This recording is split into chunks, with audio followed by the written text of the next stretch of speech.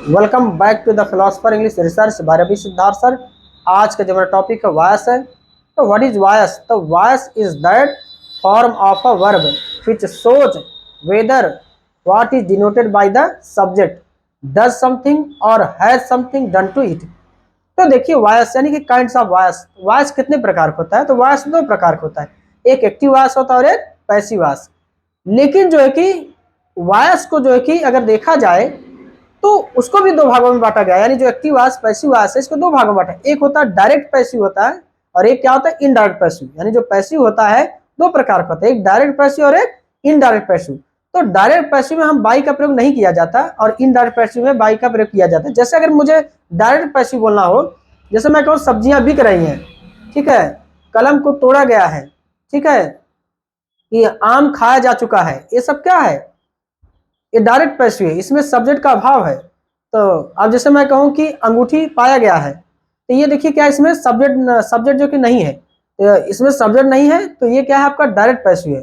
अब लोग को अगर पूछ दिया जाए कि सब्जियां बिक रही है, तो लोगों के दिमाग में होगा कि ये तो प्रेजेंट कंटीन्यूअस टेंस है, अब रहा रही रही देखकर बनाएंगे, लेकिन ये नहीं देखेंगे कि एक्टिव है कि पैसिव है। तो ये क्या है आपका पैसिव है, जिसमें सब्जेक्ट का अभाव हो, जो नॉन डूअर हो वो क्या होता है पैसिव होता है। और जिसमें सब्जेक्ट हो और डूअर हो वो क्या होता है आपका एक्टिव होता है। तो देखिए वायस, वायस वायस में क्या होता है वाच। तो वायस को दो भागों में बांटा गया, एक क्या एक्टिव एक्टिव वायस और दूसरा क्या आपका पैसिव वायस। और मैंने ये भी बताया था कि जो पैसिव वायस है उसको दो भाग में बांटा गया है, एक क्या है आपका डायरेक्ट पैसिव और दूसरा क्या है आपका इनडायरेक्ट पैसिव।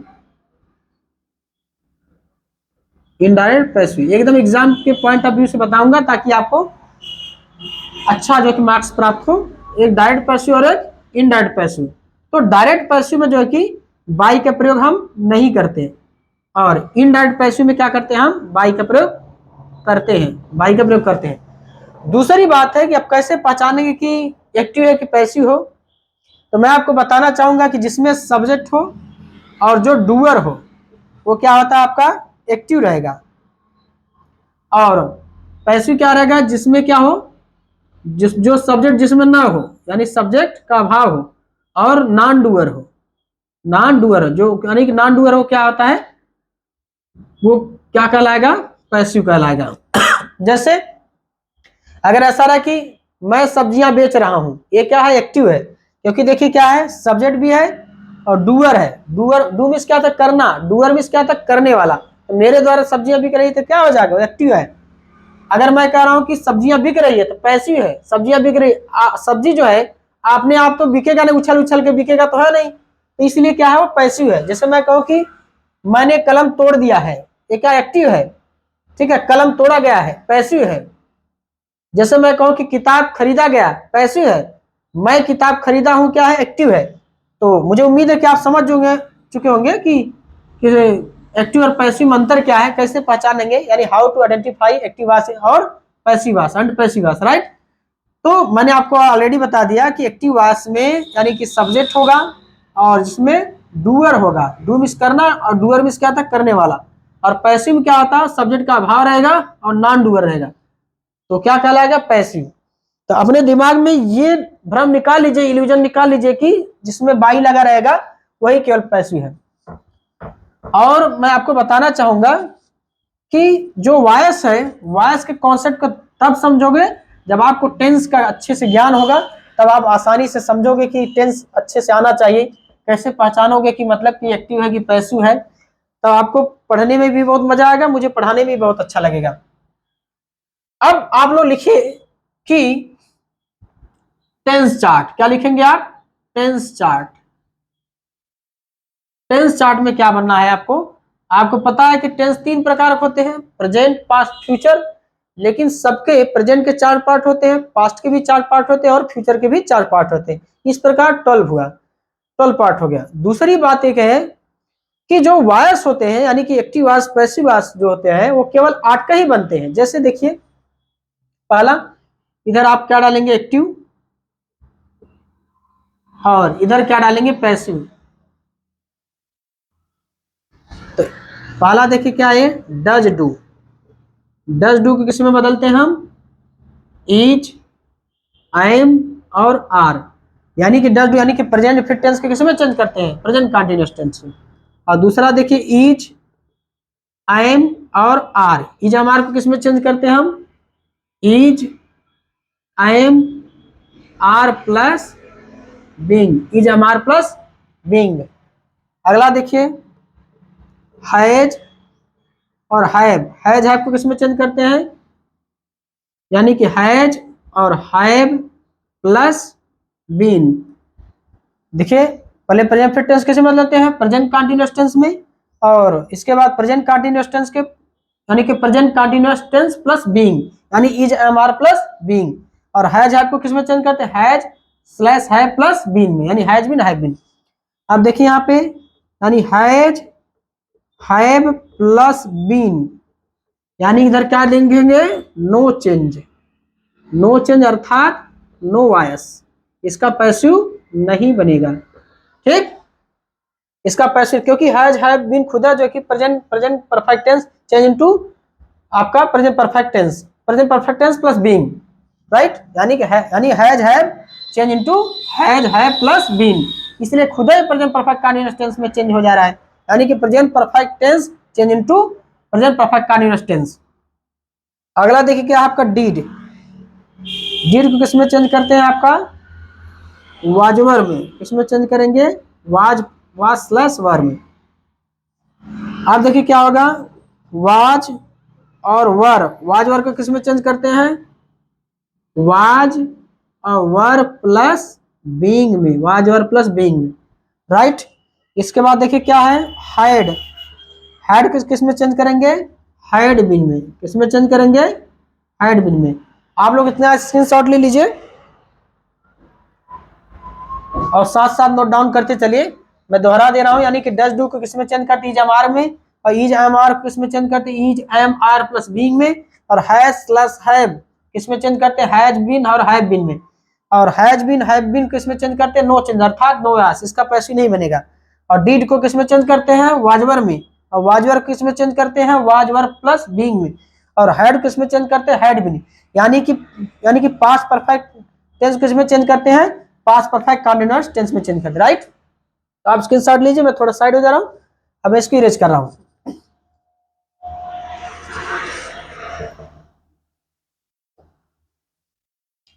अब यहां देखिए, अब हैड बीन को इसमें चेंज करते हैं, यानी हैड बीन को इसमें चेंज करते हैं, यानी नो चेंज, यानी चेंज नहीं होगा, नो चेंज अर्थात नो वायस। क्यों वायस इसका नहीं बनता, क्योंकि खुदा ये पास्ट परफेक्ट टेंस और पास्ट परफेक्ट कंटीन्यूअस में चेंज हो जाता है, मैंने खुद ही बताया, जो कि हैड को हम हैड बीन में चेंज कर, राइट। अब इसके किस, अब क्या आएगा आपका, विल को किसमें चेंज करते हैं, यानी सीधे लिख देते हैं विल सेल, यानी कि फ्यूचर डिफिनिट टेंस को किसमें चेंज करते हैं, फ्यूचर कंटीन्यूअस टेंस, यानी विल सेल प्लस बी। और यहां देखिए क्या आपका अब आता है, आपका यहाँ पे विल बी सेल भी आएगा ना, will slash shall plus be, इसको किसमें चेंज करेंगे, नो चेंज अर्थात नो वायस, इसका आपको पैसिव नहीं बनता, आठक बनेगा, टेंस का आठक बनेगा, नो वायस। अगला देखिए आपका, यानी कि will shall plus have, will shall plus have, इसको किस में चेंज करते हैं, will shall have plus been, will shall plus have been, ठीक, यानी विल हैव सेल हैव किस में चेंज करते हैं, विल हैव बीन और सेल हैव बीन। अब लास्ट देखिए क्या है, will shall plus have been, यानी will have been shall have been, यानी क्या होगा, नो चेंज, क्या होगा, नो चेंज अर्थात नो वायस, यानी इसका पैसिव नहीं बनेगा, यानी आठक बनेगा, राइट। आप स्क्रीनशॉट ले लीजिए, इसके बाद मैं आगे चलता हूं, मॉडल्स में लेकर चलता हूं आप लोगों को। तो मुझे उम्मीद है आप स्क्रीनशॉट ले चुके होंगे। अब मैं मॉडल चलाऊं, आपको मॉडल्स का सब इकट्ठे बता देंगे ताकि आपको अच्छे से समझ में आ जाए। देखिए मॉडल्स के देखिए चार्ट कैसे बनेगा, मॉडल्स कितने होते हैं? 10 होते हैं ना मॉडल्स। देखिए यहाँ आप देखिए एक्टिव,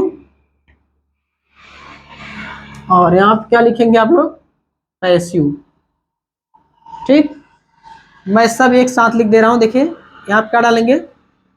सबसे पहले क्या देखेंगे? कैन, इसके बाद कुड, इसके बाद क्या लिखेंगे? मे, इसके बाद क्या लिखेंगे? Might, right. इसके बाद क्या लिखेंगे आप लोग? मस्ट, इसके बाद क्या लिखेंगे? विल, इसके बाद क्या लिखेंगे? शैल, इसके बाद क्या लिखेंगे आप? शुड, क्या लिखेंगे? शुड। इसके बाद इसके बाद क्या डालेंगे? वुड। कितना हुआ? 1 2 3 4 5 6 7 8 9। ठीक, कैन हो गया, कुड, मे, माइट, मस्ट, और क्या है? विल, और क्या? शैल, शुड, वुड, और क्या? एक आट टू, आट टू। ठीक, हम सबको, इन सबको हम किस में चेंज करते हैं? सब में हम बी लगा देंगे, यानी कि कैन को कैन बी में, कुड को कुड बी में, मे को मे बी में, माइट को माइट बी में, मस्ट को मस्ट बी में, विल को विल बी में, शैल को शैल बी में, शुड को शुड बी में, वुड को वुड बी में, और आट टू को आट टू बी में। 10 हो गया ना? देखिए 1 2 3 4 5 6 7 8 9 10। सबके बाद आपको क्या लगा देना है? बी, और प्लस वर्ग का third form, plus by and other one. ये सब क्या है? मॉडल्स का पैसिव है, यानी कि कौन किस में चेंज करेंगे। दूसरी बात मैं आपको बताना चाहूंगा कि एक जो सेमी मॉडल्स होता है, नीड और डेयर, कहीं कहीं यूज टू भी मिल जाता है, नीड और डेयर। ये चीज जो है कि ये क्या है? सेमी मॉडल्स है। तो सेमी मॉडल्स में हम क्या करते हैं कि उसमें भी अगर देखा जाए, अगर मैं हेल्पिंग वर्क का प्रयोग करके अगर बना रहा हूं तो अलग कॉन्सेप्ट है, अगर हेल्पिंग वर्क का प्रयोग करके नहीं बनाऊंगा तो अलग कॉन्सेप्ट है। तो सबसे पहले आप लोग इतना देखिए, यानी कि मॉडल चार्ट भी हो गया, तो आप स्क्रीनशॉट लीजिए, चाहे आप उतार लीजिए। अगर मालूम है तो मत लिखिए, आपको जहां जहां ऐसा लगे कि नोट डाउन करने वाली चीज है तो आप उसे अपने नोट्स पर आप नोट डाउन कर सकते हैं। तो अब मैं चलता हूं आपको रूल फॉर चेंजिंग एक्टिव वास इनटू पैसिव वास।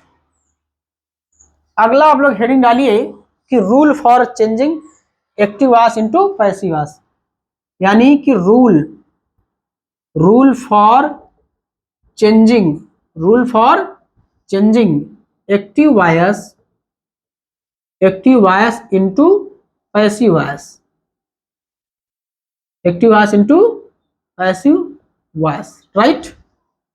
यानी कि हम एक्टिव वास और पैसिव वास में कैसे चेंज करते हैं, एक्टिव वास से पैसिव वास में कैसे चेंज करेंगे। तो आप लोग पहला कॉन्सेप्ट डालिए, पहला कॉन्सेप्ट, कॉन्सेप्ट नंबर फर्स्ट।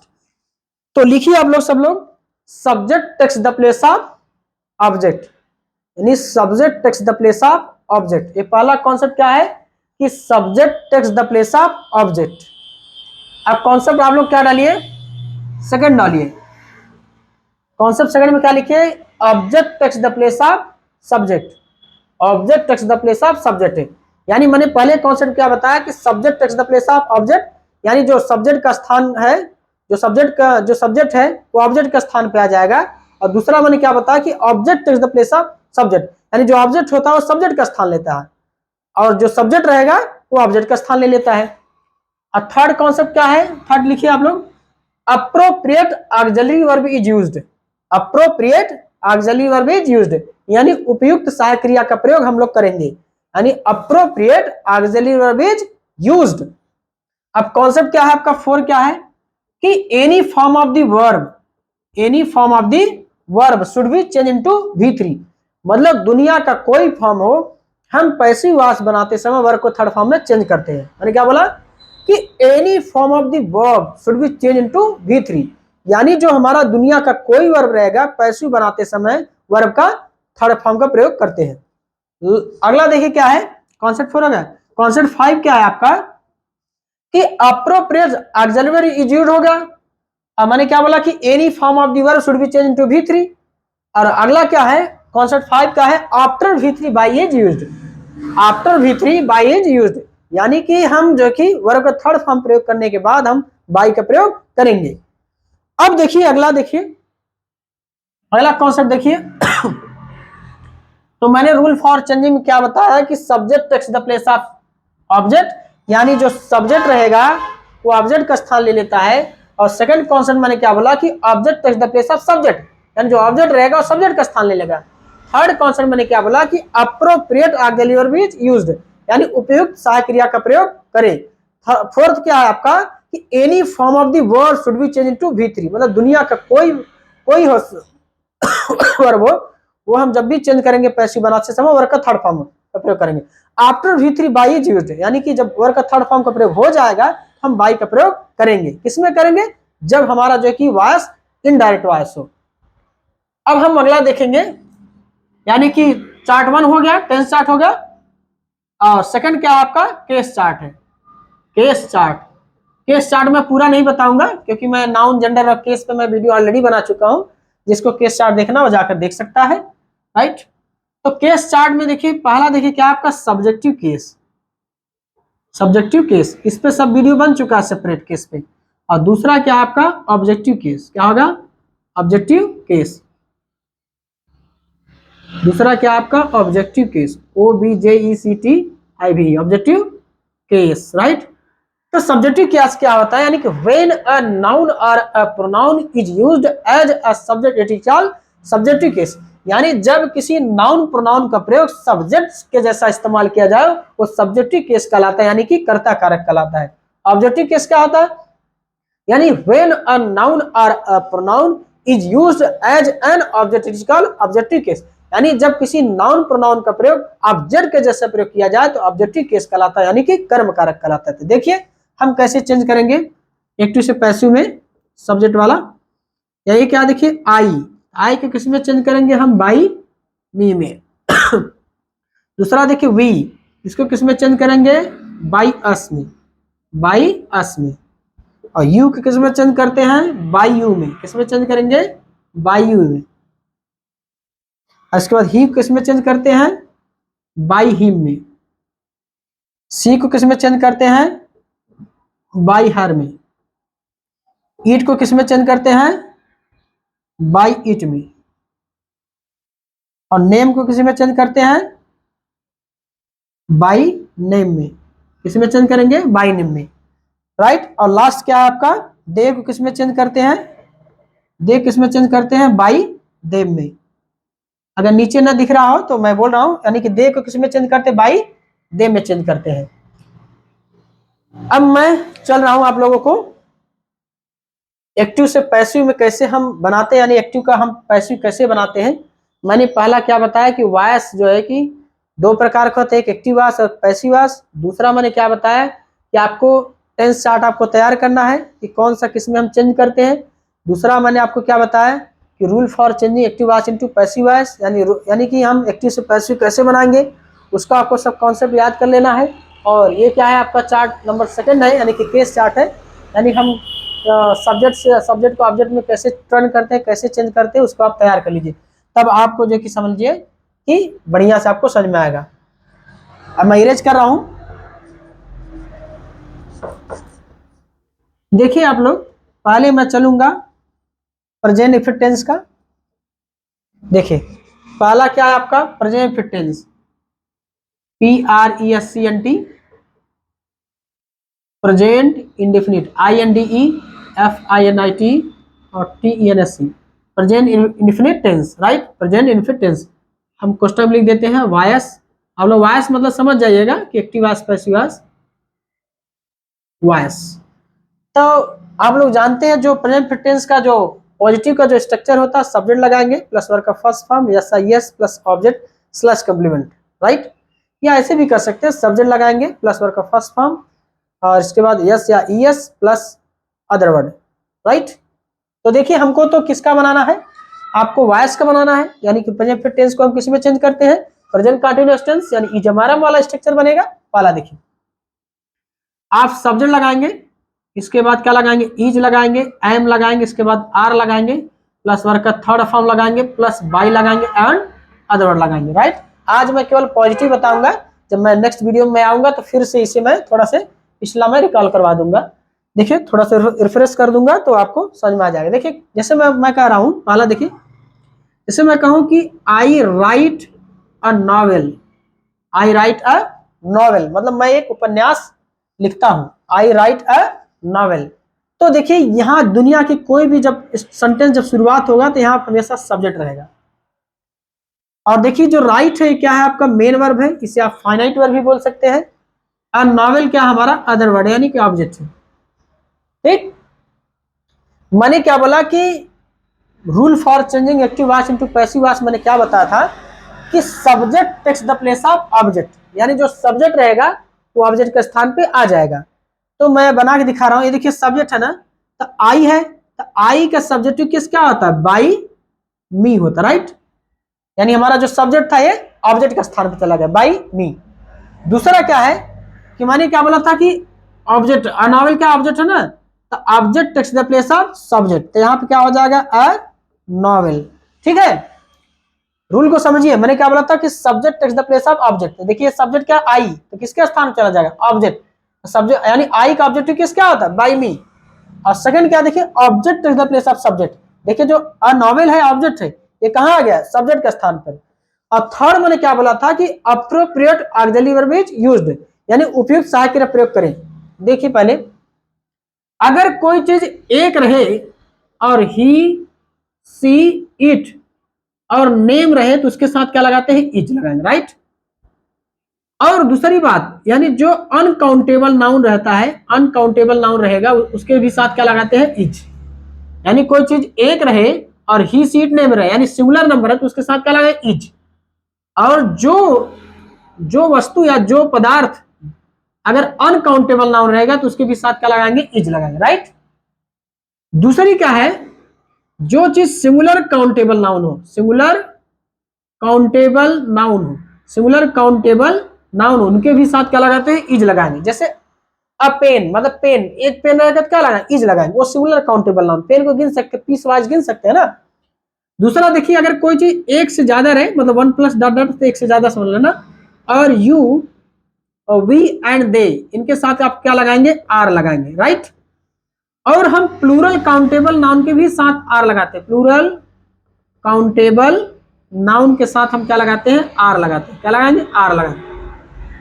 अब अगला देखिए क्या है आपका, यानी कि आई, आई एक ऐसा माँ बाप की इकलौता बच्चा जो हमेशा एम लेता है। आई ना तो सिंगुलर है ना तो प्लूरल है, और इज क्या है, सिंगुलर है, आर क्या है, प्लूरल है, राइट।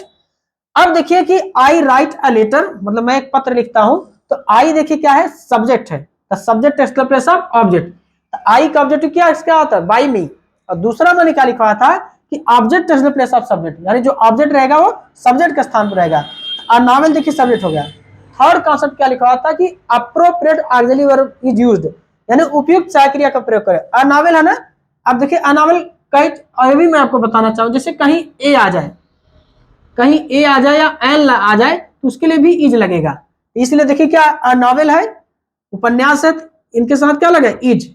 स्ट्रक्चर देखिए हमारा सब्जेक्ट हो गया, इज हमारा तीनों में से इज हो गया, और वर्ब का थर्ड फॉर्म लगेगा।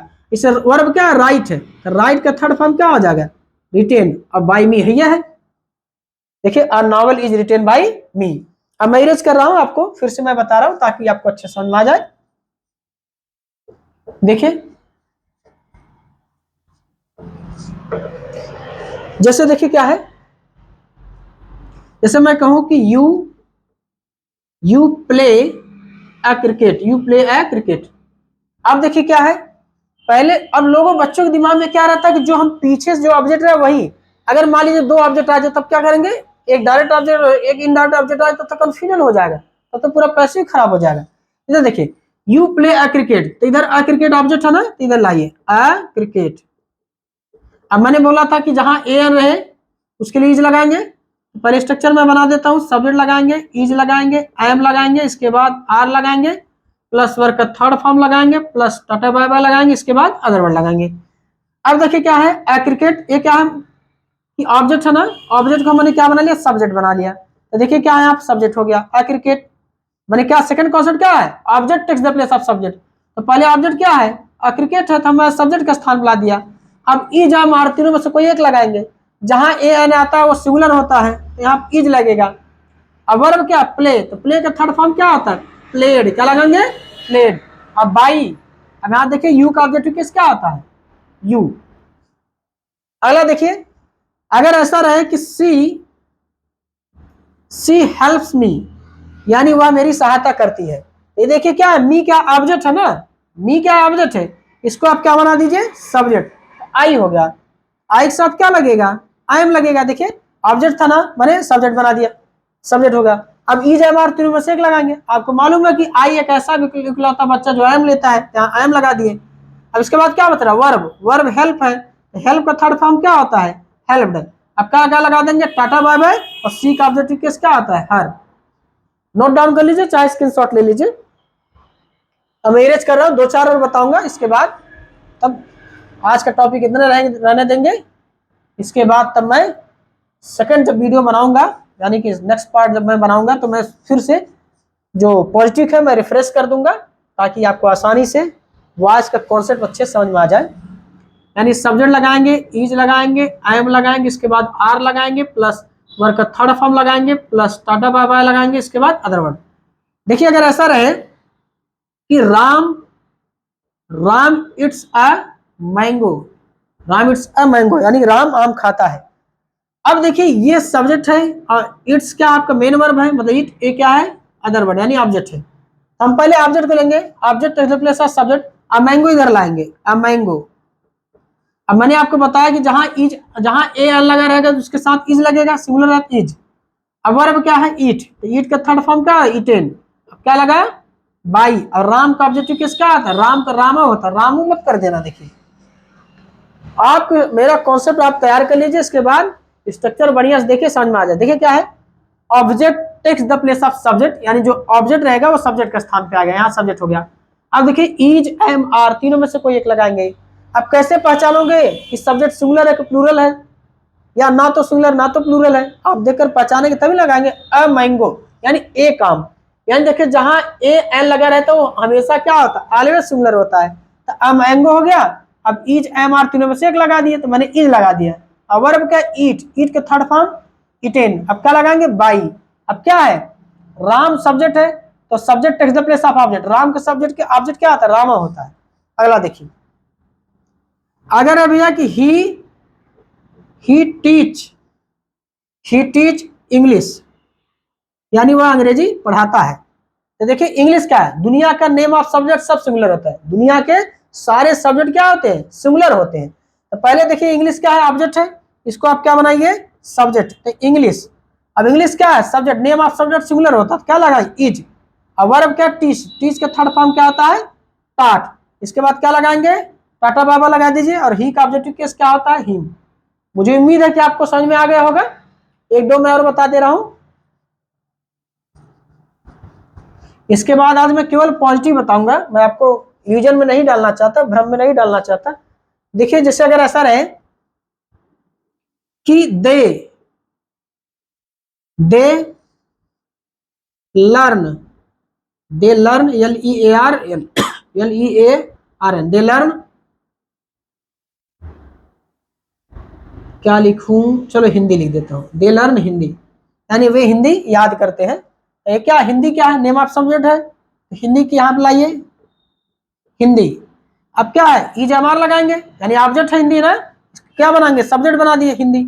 अब इज एम आर तीनों में से कोई एक लगाएंगे, नेम ऑफ सब्जेक्ट सिंगुलर होता है इज। और वर्ब क्या, लर्न, तो लर्न का थर्ड फॉर्म क्या आता है, लर्न हो गया। क्या बचा, बाई, और दे का ऑब्जेक्टिव केस क्या आता है, बाई देम। पहले आप जितने मैंने कॉन्सेप्ट मैंने लिखा है उसको तैयार करेंगे, तभी आपको समझ में आ जाएगा। अगर ऐसा रहे, देखिए यू, अगर ऐसा रहे you cook food, you cook food. अब देखिए खाना क्या है, अनकाउंटेबल नाउन यानी मटेरियल नाउन है, तो फूड इधर लाइए। ऑब्जेक्ट हो, ऑब्जेक्ट क्या है इसमें कौन सा ऑब्जेक्ट है, यानी यू कुक फूड, आप खाना बनाते हो, फूड क्या ऑब्जेक्ट है, object takes the place of subject, food आ गया। अब इज एम आर तीनों में से एक लगाएंगे, इधर क्या लगा देंगे आप, इज लगा देंगे। अब वर्ब क्या, कुक, कुक का थर्ड फॉर्म क्या हो जाएगा, कुक्ड। अब इसके बाद क्या लगाएंगे, टाटा बाय बाय, और यू का objective case you. Last example देखिए, जैसे अगर ऐसा रहे he sells, S E double L S, he sells vegetables, V E G E T A B L E S, यहाँ बहुत सारी सब्जियां हैं, ये प्लूरल है, तो वेजिटेबल्स इधर लाइए, V E G E T A B L E S, vegetables. अब क्या प्लूरल है तो क्या लगाएंगे आर। अब वर्ब क्या है सेल, सेल का थर्ड फॉर्म क्या आ जाए सोल्ड। इसके बाद क्या लगाएंगे टाटा बाय बाय, ही का ऑब्जेक्टिव केस क्या होता है बाई हिम। लास्ट एग्जांपल देखिए, एक और देख लीजिए। जैसे अगर ऐसा रहे कि यू, अगर ऐसा रहे you purchase, PURCHASE, you purchase ठीक बुक्स, यू परचेज बुक्स, यानी आप एक से ज्यादा किताब खरीदते हैं, यानी एक से ज्यादा बुक है, तो यानी हम पीस वाइज गिन सकते हैं। तो जब प्लूरल काउंटेबल नाउन रहेगा तो वो उसके साथ आर लगेगा, तो बुक्स इधर लाइए, तो बुक्स अब क्या लगाएंगे प्लूरल तो आर, और परचेज का थर्ड फॉर्म क्या आ जाएगा परचेज्ड, क्या होगा थर्ड फॉर्म परचेज। अब बाई लगाएंगे, अब ऑब्जेक्ट क्या है यू का ऑब्जेक्टिव केस क्या आता है यू। तो मुझे उम्मीद है कि आप समझ चुके होंगे। यदि आपको कोई प्रॉब्लम हो तो आप मुझे कमेंट के माध्यम से बता सकते हैं। यदि आपको मेरा वीडियो अच्छा लगा तो वीडियो को लाइक कीजिए, शेयर कीजिए, चैनल को सब्सक्राइब कीजिए और बेल आइकन को प्रेस कीजिए ताकि मेरे वीडियो का नोटिफिकेशन आप तक पहुंच सके। अब मैं आप लोगों से मिलूंगा नेक्स्ट वीडियो में।